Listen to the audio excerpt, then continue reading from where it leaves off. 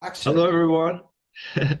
Welcome to Piano Tech Radio Hour. This is Ethan Janney. We're about to begin. If you're checking us out on the live streams on Facebook or YouTube, sit tight for a minute and we'll get things going officially. We always like to take a few minutes and just make sure folks have a moment to get settled and get in the Zoom room, check out the stream. If you are on the streams on Facebook or YouTube, check out the chat. We will put into the chat some information about how to join the session here on Zoom. So you want to be a little bit closer to the action, maybe do a little bit of chatting with the rest of the peanut gallery here. You can do that. And we'll get started here momentarily. Like I said, we'll give a context for the program and let you know those guys know what's going on and have a wonderful conversation with today's guest. So this is Piano Tech Radio Hour.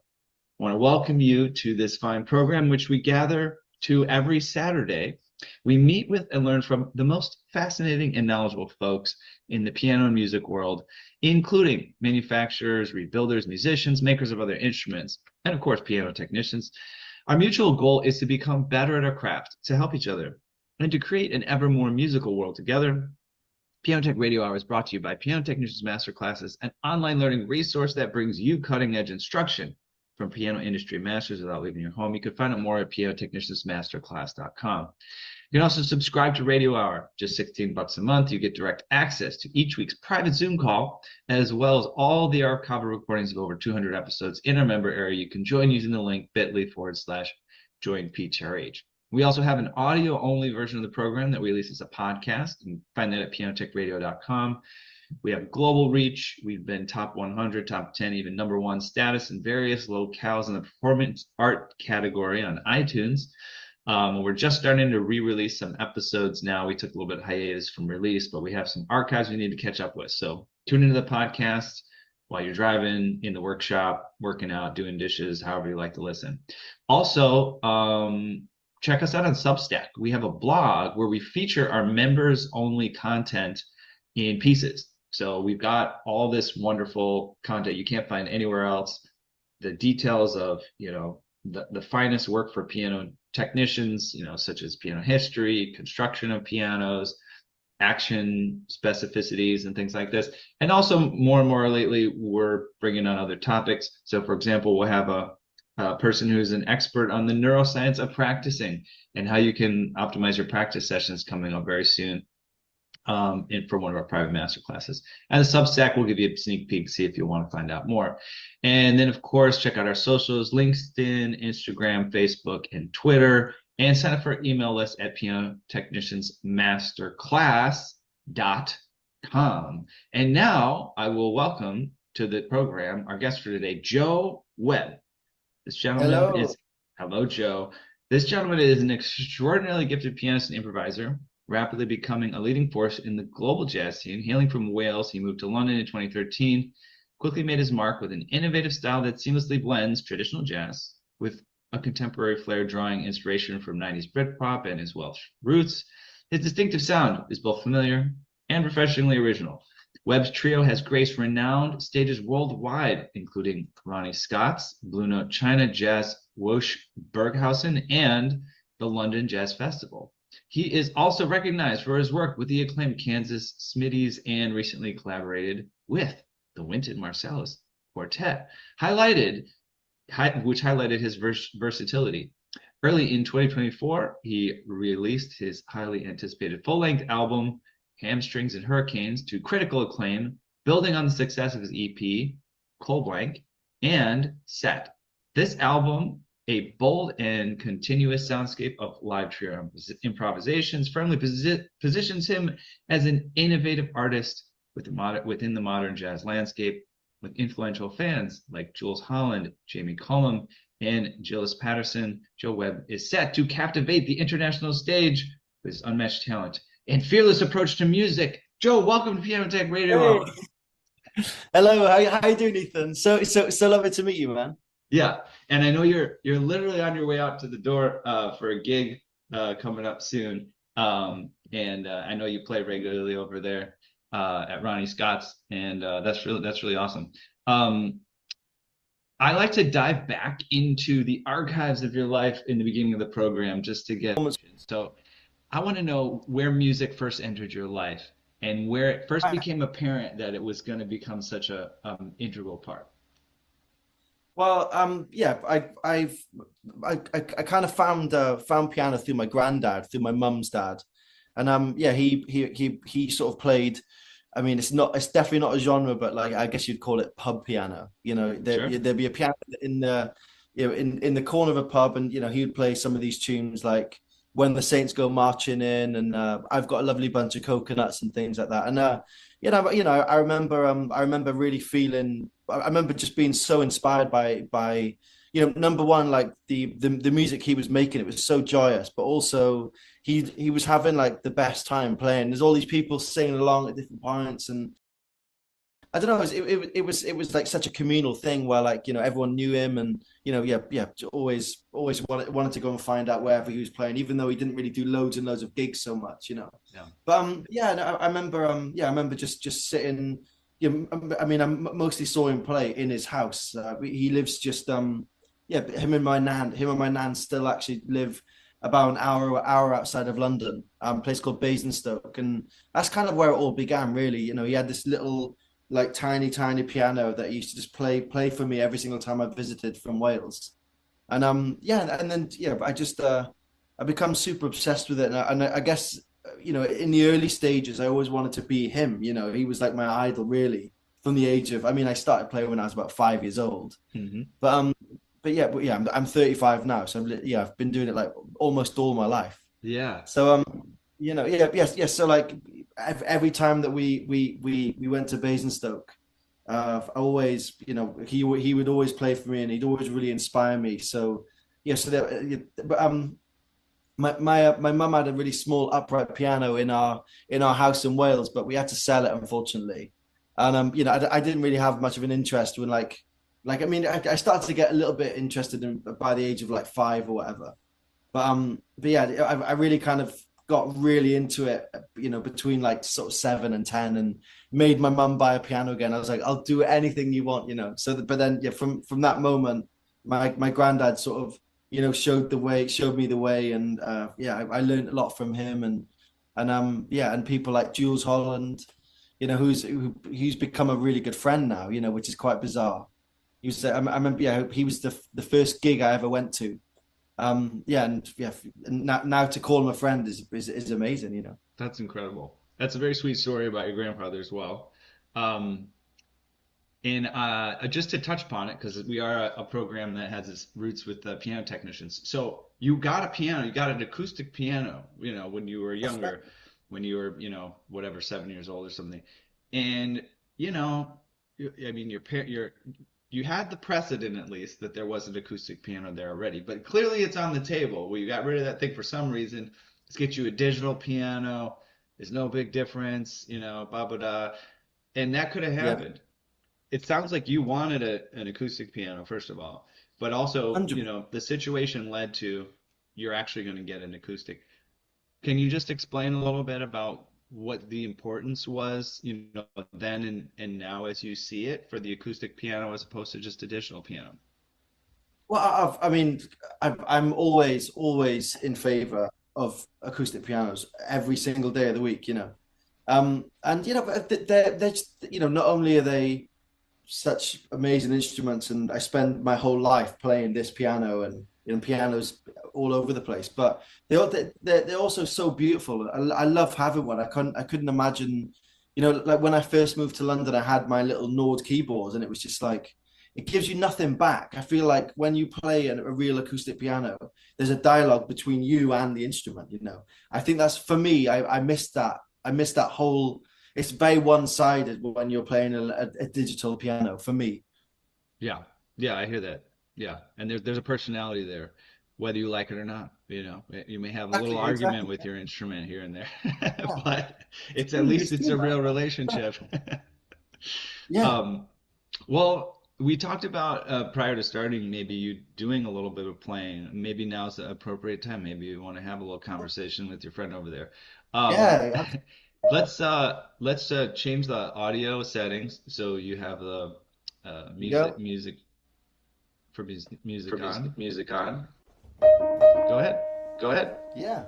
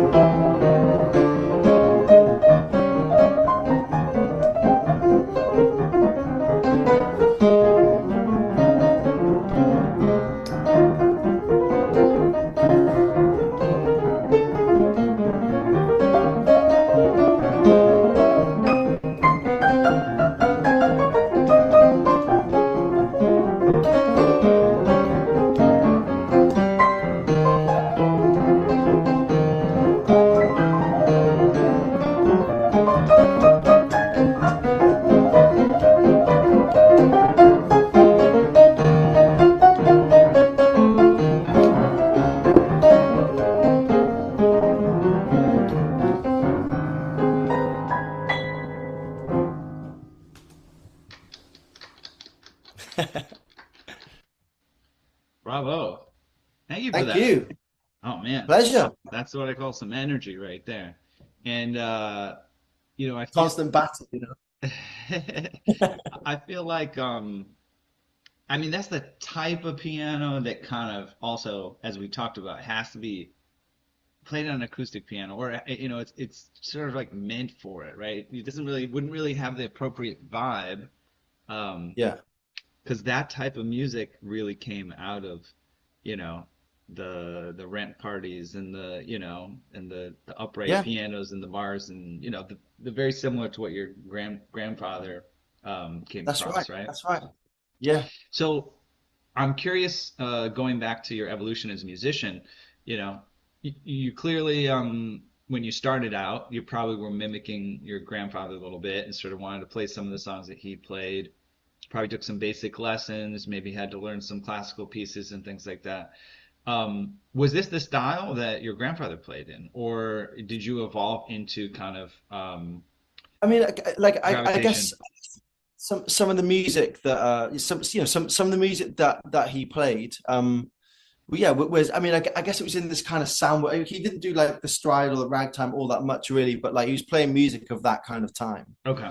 Um, but yeah, I mean, yeah, to be honest, like I think I really found I mean I still love, so I mean I listen to so much of the earlier style of like the ragtime and this Harlem stride, and you know, music of Basie, music of Art Tatum and Teddy Wilson, Fats Waller. You know, I listen to these people more than anyone else in terms of the instrument, you know. So that, you know, I guess my granddad playing those, you know, that kind of style of music definitely set me in a certain direction, I'd say. Mhm.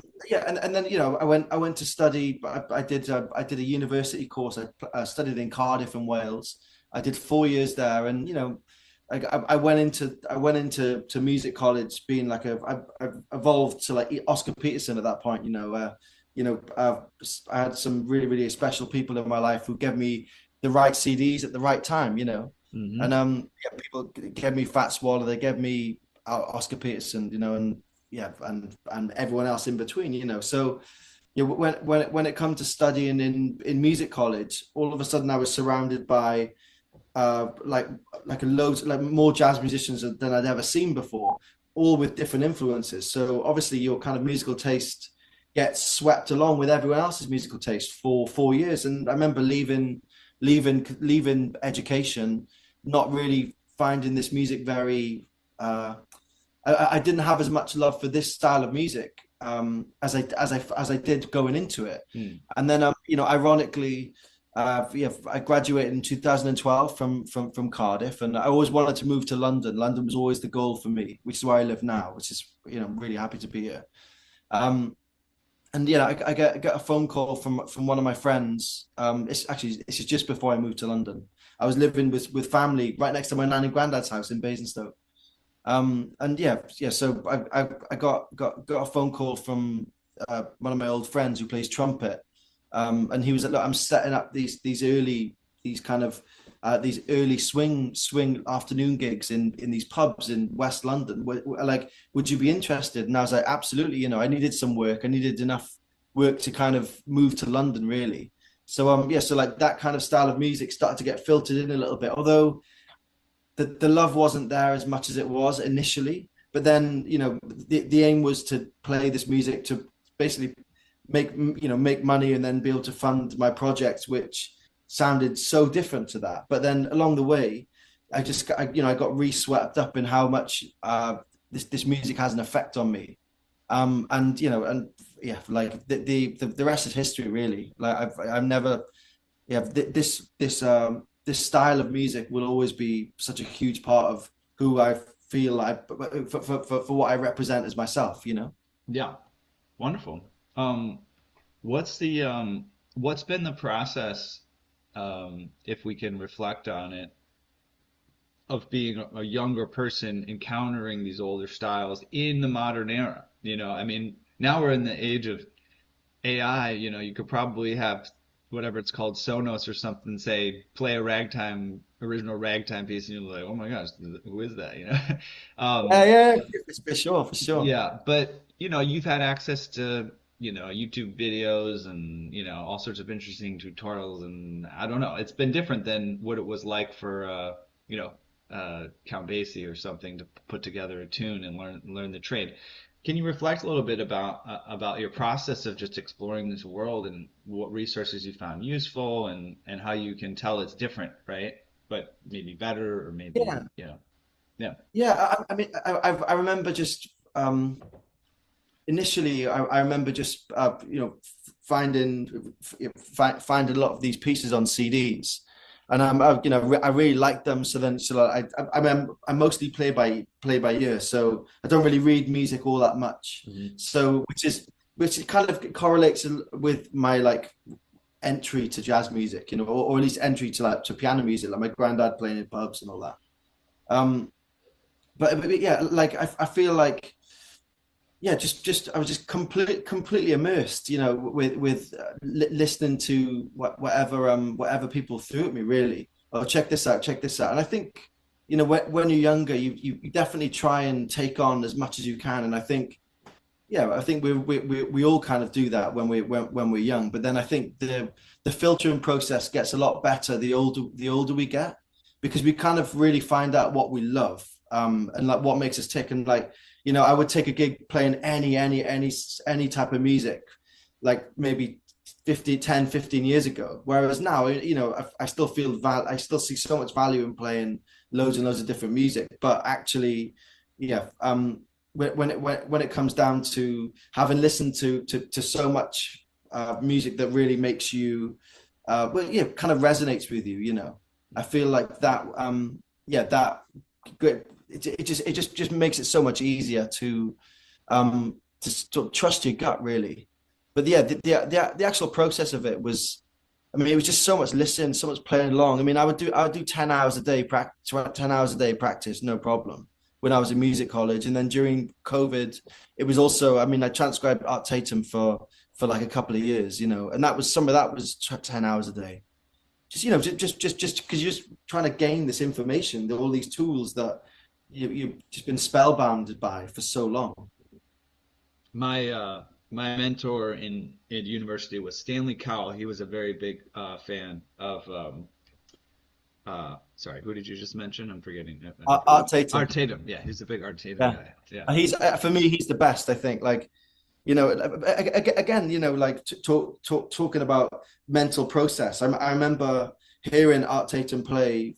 I remember someone showing me some Art Tatum records when I was 15, and I was like, that is, I don't like that. It's too much. I don't get it. You know, like it's just this guy's just showing off. You know, and then like cut to 10 years later on. You know, when I was 20. I mean, no, I would have been 30 in COVID when I really started to get into it. I just, yeah, it blows me away because I think at first you just hear loads of notes, but then actually you realize what the notes stand for, in closer view, you know. And to me, everything is time feel, like the way that he just eats up styles and regurgitates them in his own way, like in the drop of a hat. You know, you hear these stories of these cutting contests in New York between Fats Waller, James P. Johnson, Art Tatum, Willie the Lion Smith. You know, and he would just be like the ultimate boss, you know. Just yeah, just whenever he played, it was time to go home, really. Yeah. So yeah, but yeah, just you know, just hearing something with older ears than younger ears, you know, it's easy to kind of to put something in a box, put the lid on it, and get rid of it forever, you know. Whereas actually, like giving it, like trying it again, trying to get into music, like different music again. I had the same thing with Thelonious Monk as well. Thelonious Monk scared the living daylights out of me when I first heard it. Didn't get it, and then I fell in love with Duke Ellington. And then through Duke Ellington, I was like, wow, this is so correlated with Thelonious Monk. And I was like, I think I don't know, I definitely need like a way in of something. I don't like to go in cold because I feel like I won't really trust my gut in that much. But if I trust Duke or I trust Tatum or Oscar or Fats, you know, like I can kind of get on board with it, really. I don't know what I'm trying to say, but you know, I guess it's Yeah. just it's musical maturity, really. Yeah. Tell us about the piece that you played before. So that I was a piece called Diner. Yeah, I've been listening to a great Fats Waller version of that actually quite recently. Again, like you know, whenever I'm bored or like whenever I feel a little bit uninspired, the best thing to kind of break the curse is to transcribe something. So I was just sat doing like some of these um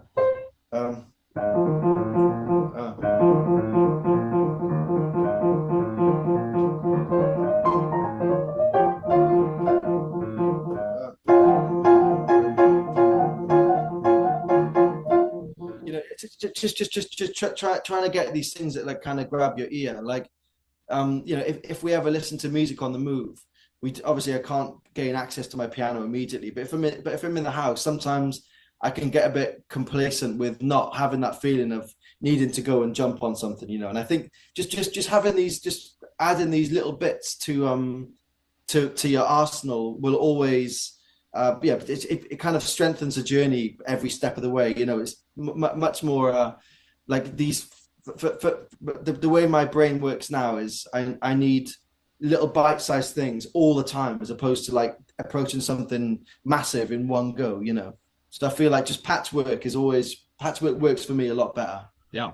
Tell us about well, we just had a guest, Marius Vandenbrink, who's from the Netherlands, and he moved to New Okay. York. He's been in New York for about a decade, and he told us the story of kind of encountering the New York jazz scene and what the scene is like today. What's the scene like in London in terms of music? You know, we mentioned Ronnie Scott's is like a probably a central hub. But what else is going on there, and what kind of trends are and different musicians are I, bustling? I feel London's really, really exciting at the moment because the music colleges are like are releasing these amazing, talented students. So and who are interested in all sorts of different styles. So you have all these people who've worked for 4 years super hard of like their own thing, and I think there's these. I think after COVID there was a little bit of a it was things quietened down a lot after COVID in London. And I think a lot of that has to do with there's an amazing saxophone player who used to run the Ronnie Scott's Late Show Jam. An amazing tenor saxophone player called Alex Garnett, and Alex Garnett stopped doing the late night hang after like the kind of late night Ronnie Scott's jam session thing, which I feel like the scene initially suffered from that. Where there wasn't like this kind of hub, but like there are these little places kind of appearing now who are run is a great, really good friend of mine, same age as me, a guy called Alec Harper, who's an amazing tenor saxophone player. He's got his own gig, and every week that he, on his Instagram story, he says, okay, we're gonna have one set of the band, and the second set we're gonna do some we're gonna have people come up and play. But then he adds like a short repertoire list of things that would so some of the people attending the jam session and the gig also learn a tune in a to kind of sit in. So there's a bit of like this educational side of things going on alongside the kind of playing things. But yeah, I mean, obviously Ronnie Scott's always has a great like rota of musicians. There's a great place in Chelsea called the 606 Club, which is I played there last week actually. That was really, really fun. Yeah, I think like the standard in London is brilliant, and it's a really nice kind of it really feels quite like family oriented, especially with if you're into like more swinging jazz, there's definitely a scene for you. If you're into fusion, there's a scene for you. If you're into free jazz, there's a scene for you. I'm sure it's the same everywhere else, but like I can only really speak about where I live, and I'm absolutely in love with living in London and all the musical friendships I have with everyone. I wouldn't want to move anywhere else really. That's great. It's great to hear about it. Do you want to play a little bit more? Yeah, sure. I'll play what. So this is the title track of the latest release that I've made with my trio, Hamstrings and Hurricanes. And this is based a lot on the ragtime kind of thing, but yeah, with a slightly different spin on it. Wonderful. Just tap the musician sound on there real quick. Go.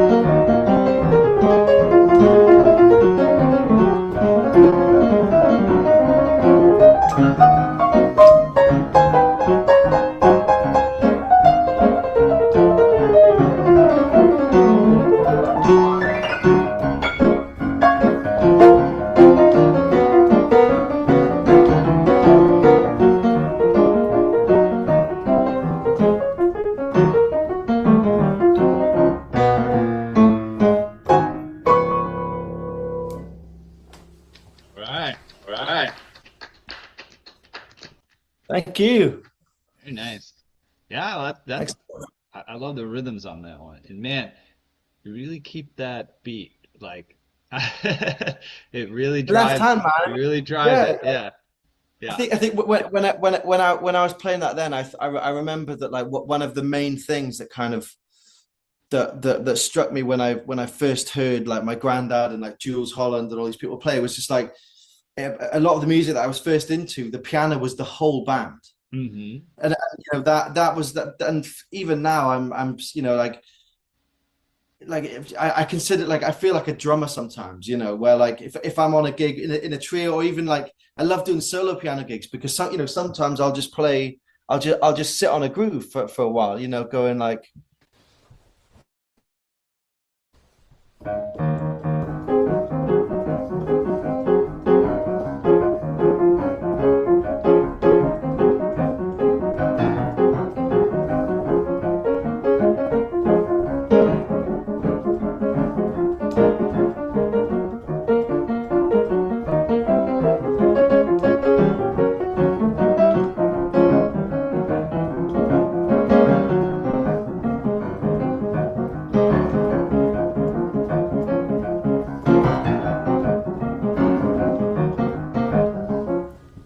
Just sorry. Yeah.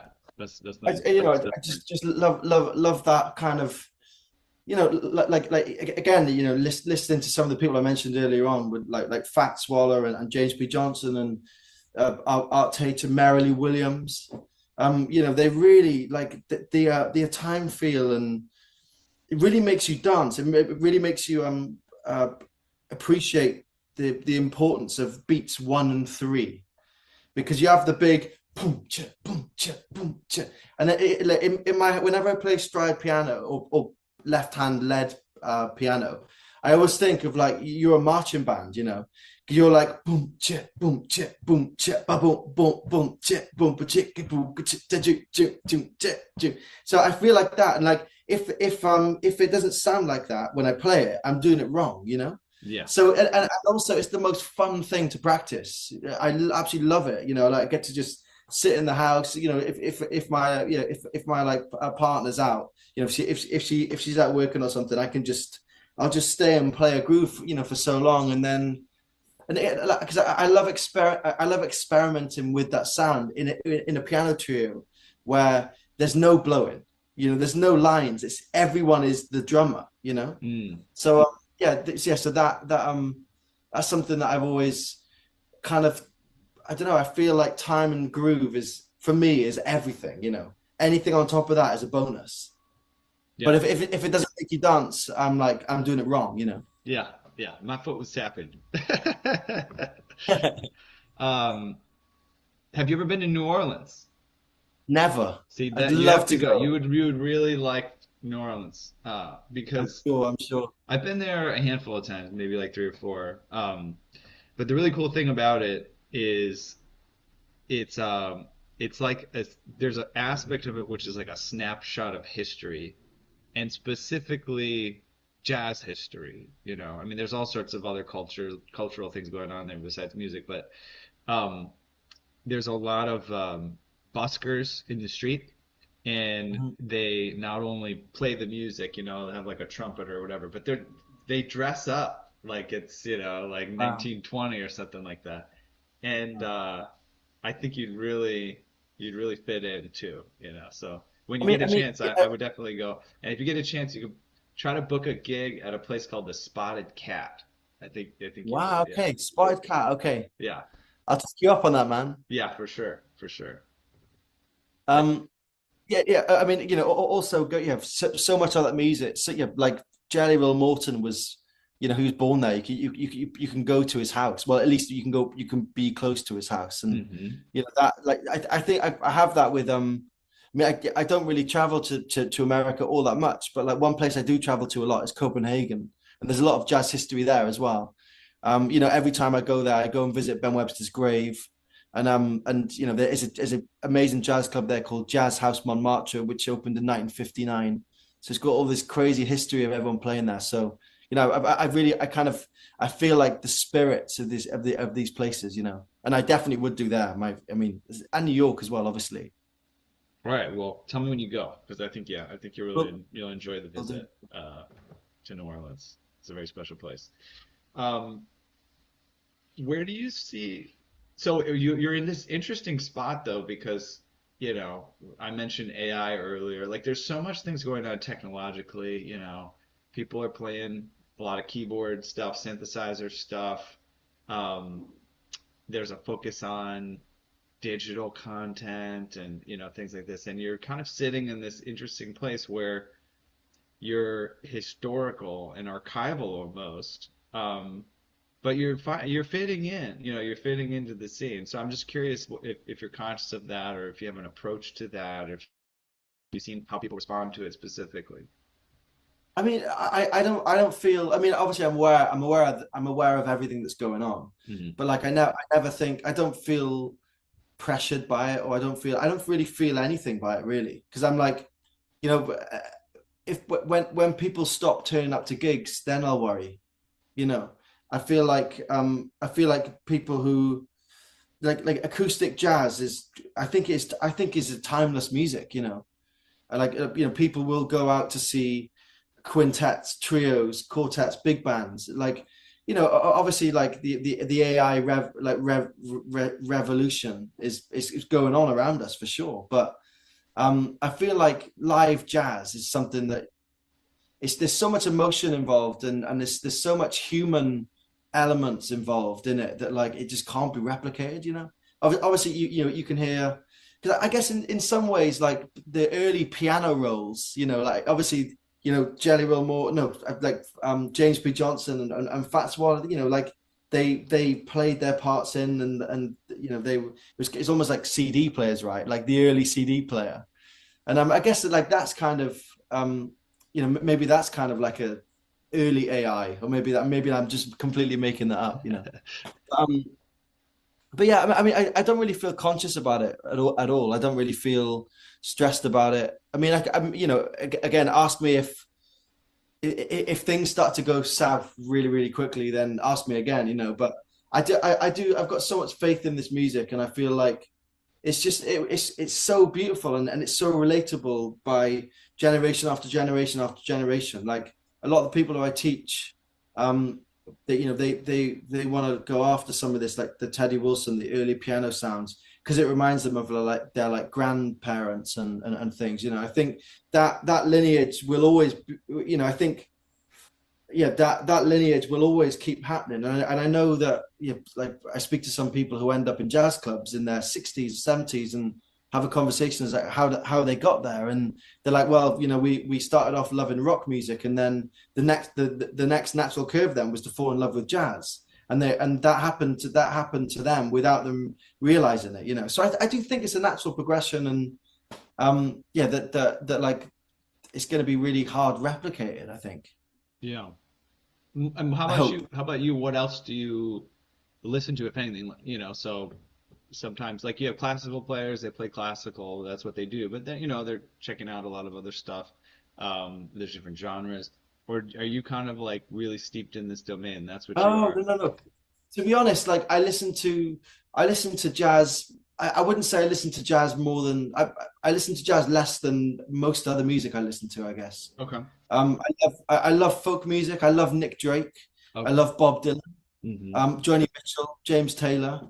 I love I love the 90s kind of sound, like that, the sound of Brit-pop. I saw Oasis last week, which is amazing. I've never seen them before, never got to see them, and that was incredible. I love rock and roll, man, and I think, like, again, with the whole stride thing, I feel like stride's early rock and roll, So I found obviously Jools Holland from that, like Jerry Lee Lewis.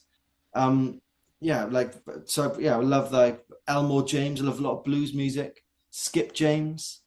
Um, but obviously a lot. I listen to a lot of BB King, Tower of Power, James. I mean, I guess we kind of got. I mean, saying names that I'm sure that a lot of people listen to, but yeah, I wouldn't say I listen to jazz like only. No way, Yeah. I think I'd go mad if I did, to be honest. Yeah, I never know. I do this thing lately if I meet somebody new and they're into a type of music that I'm not really checking out. I'll I'll open up Spotify. I'm not a huge fan of Spotify as a company, but it's a resource that I use. So Sure, for sure. I open up Spotify and I make a little playlist and I say, add a few of your favorites and I want to check it out. I had somebody they were into Afro pop, but it was like newer Afro pop that I wasn't familiar with, right? Or somebody was in EDM and like I know EDM a little bit, but I have no idea who the artists are that people check out. But yeah, no, but it's interesting. It's just interesting to hear what people listen to, especially musicians. And I'm also fascinated with myself being a musician. Sometimes I just don't want to listen to anything. Like Oh because my there's God, so much music going on in my head all the time. I'm like silence is totally like fine. I can really relate to that, man, for sure. I'll put noise cats and the headphones in and just be in my own space, especially like before and after gigs. I mean, to be honest, before gigs, depending on what the gig needs, I'll kind of get into that headspace. But yeah, but like after that, I mean, after a gig, for sure, I'm nothing.